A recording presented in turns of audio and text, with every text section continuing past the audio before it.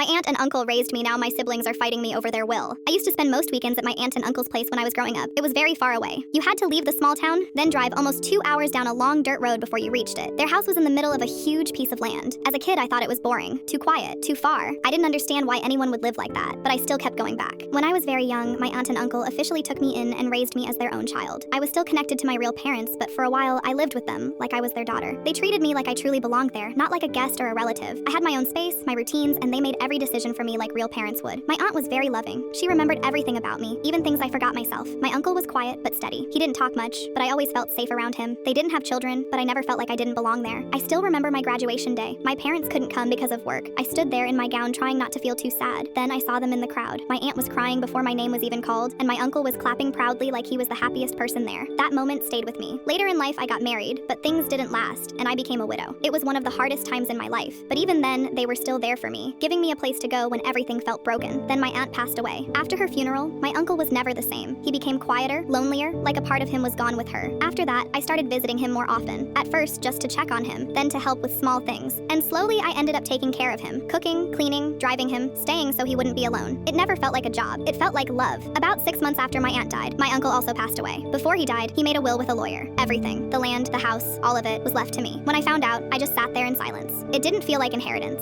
It felt like trust from the only people who ever truly stood by me. After that, I moved there with my children. But then my real family found out. My sisters, my brothers, even my parents said I should share everything. At first it was small talks, then daily arguments. The sister I loved turned against me. My brothers got involved. Even my parents said I was wrong for keeping it. In the end, I gave in. Not because I agreed, but because I was tired of losing my family again and again.